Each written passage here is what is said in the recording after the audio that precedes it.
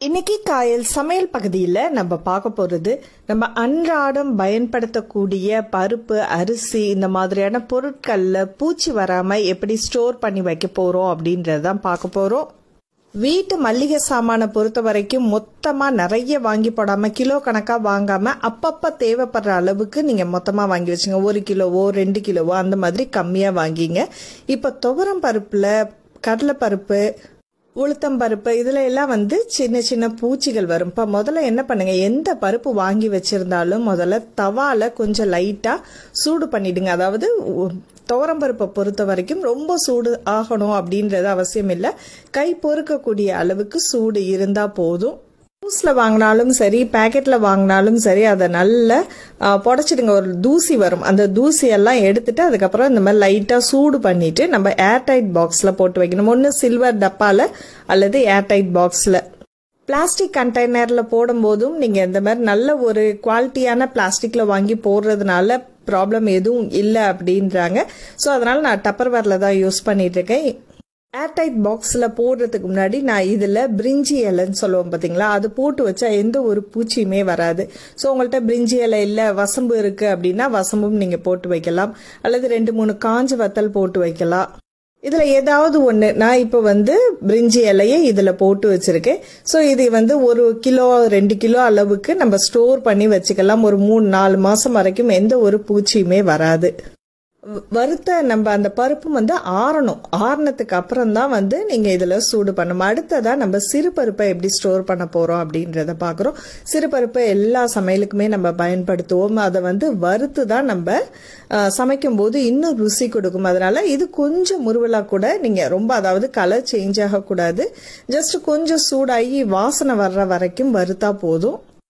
எல்லா சமையலுக்குமே முன்னாடி சிறுபருப்பை லைட்டா வறுத்துட்டு நம்ம யூஸ் பண்ணுவோம். இந்த மாதிரி வறுத்து நம்ம ஸ்டோர் பண்ணி வச்சிட்டோம்னா அது பூச்சும் வராது, வண்டு வராது. நம்ம சமையல் பண்ணும் போதும் ரொம்ப ஈஸியா இருக்கும். இந்த பாருங்க, கலர் கொஞ்சம் சேஞ்ச் ஆயிட்டு அப்பப்ப கிண்டி விட்டுக்கிட்டே இருங்க, இல்லைன்னா அடியில பிடிக்க ஆரம்பிச்சிடும். இது கூட இப்போ இந்த டப்பால நான் ஏர்டைட் பாக்ஸ்ல தான் அதையும் நம்ம ஸ்டோர் பண்ணோம், இல்லைன்னா சில்வர் டப்பா அப்படின்னு சொல்லியிருந்தேன். இதுல காஞ்ச வத்தல் 2 வத்தல் முழுசா போட்டுடுங்க. அதுக்கு மேல பருப்பை மேல போடலாம். எப்போதுமே நீங்க ரொம்ப அதிகமா தேவைக்கு வீட்டுக்கு தேவையான பொருட்களை மட்டும் நம்ம வாங்கி யூஸ் பண்ணும்போது அதிகமா வேஸ்ட் ஆகாது. ஸோ அந்தந்த டைமுக்கு நம்ம யூஸ் பண்ணும்போது ஃப்ரெஷ்ஷாகவும் இருக்கும், புதுசாகவும் இருக்கும். அந்த டப்பா அடியிலையும் நம்ம காஞ்ச வத்தல் போட்டிருக்கோம். அந்த மாதிரி மேலையும் உள்ள சொருவி விட்டுடுங்க. அந்த மாதிரி சொருவி வச்சிட்டிங்கன்னா எந்த ஒரு பூச்சும் வண்டும் வராது. இதுவும் ஆறுனதுக்கு அப்புறம் தான் நம்ம எதுலையும் ஸ்டோர் பண்ணி வைக்கணும். இப்போ ஏர்டைட் பாக்ஸ்ல போட்டு வச்சிடலாம். அடுத்ததான் நம்ம பார்க்கறது ரவை. இந்த ரவையில தான் நிறைய வண்டு புழு அந்த மாதிரி சின்ன சின்ன அதெல்லாம் வரும். ஸோ அதனால இப்போ நான் அந்த ரவையை தான் கொஞ்சம் நல்லா வறுக்கணும். வெறுஞ்சட்டியில தான் வறுக்கணும். நீங்க எண்ணெயோ நெய்யோ எதுவும் சேர்க்காதீங்க. இந்த மாதிரி நல்லா வறுத்துட்டு இது ஏர்டைட் பாக்ஸ்ல நம்ம ஸ்டோர் பண்ணி வச்சுட்டோன்னா எந்த ஒரு வண்டும் புழு எதுவுமே வராது. அந்த மாதிரி ரவை கிண்டும் போதும் நமக்கு ரொம்ப ஈஸியா இருக்கும். இதுக்கு முன்னாடி வறுத்துட்டு அதை பண்ணணும்ன்ற அவசியமும் இல்லை. நல்ல உதிரி உதிரியாவும் ரவை அழகா வரும். இப்போ 1 மாசத்துக்கு உங்க பட்ஜெட்டுக்கு எவ்வளவு தேவைப்படுதோ அந்த மாதிரியான அளவுக்கு மட்டும் சாமான் வாங்குங்க.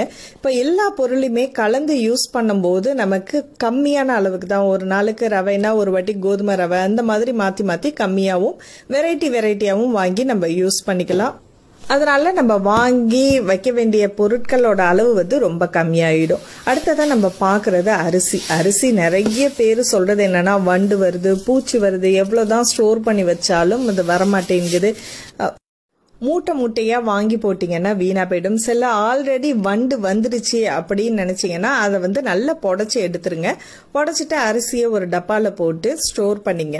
ஸ்டோர் பண்ணும்போது அதுல அரிசி ஸ்டோர் பண்ற டப்பால நீங்க பிரிஞ்சி இலை 2-3 இலை போட்டு வச்சுங்க. அந்த பெரிய இலையா பார்த்து ஃபர்ஸ்ட் அடியிலேயே ஒரு வசம்பு காஞ்ச வத்தல் இதெல்லாம் போட்டுட்டு அதுக்கு மேல நீங்க அரிசியை ஸ்டோர் பண்ணுங்க. இடையில 2-3 காஞ்ச வத்தல் போட்டுட்டீங்கனாலும் பிரிஞ்சி இலை போட்டா அந்த வண்டு வரவே வராது.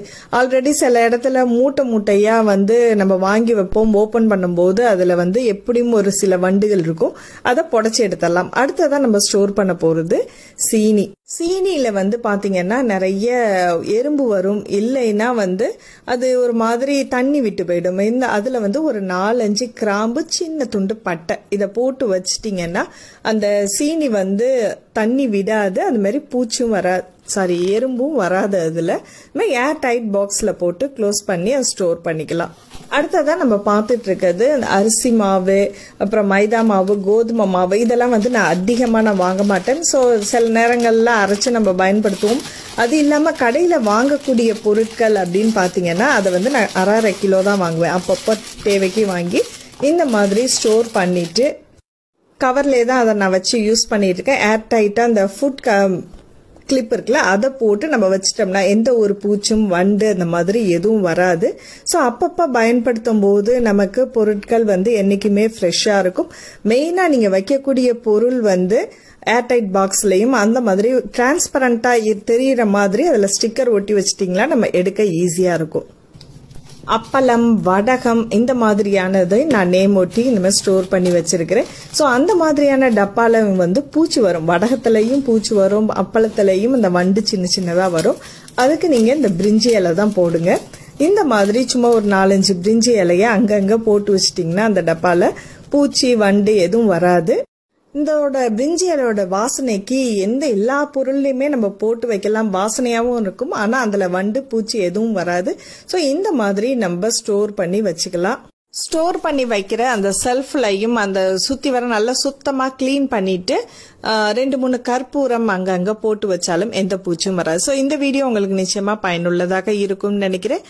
பிடிச்சிருந்துச்சுன்னா மறக்காம லைக் பண்ணிட்டு உங்க கருத்துக்களை எங்களோட ஷேர் பண்ணுங்க. காயல் சமையல் பகுதி உங்களுக்கு பிடிச்சிருந்துச்சுன்னா சப்ஸ்கிரைப் பண்ணிட்டு நண்பர்களுக்கும் ஷேர் பண்ணுங்க. அடுத்த ஒரு இன்ட்ரெஸ்டிங்கான வீடியோவில் சந்திப்போம். நன்றி.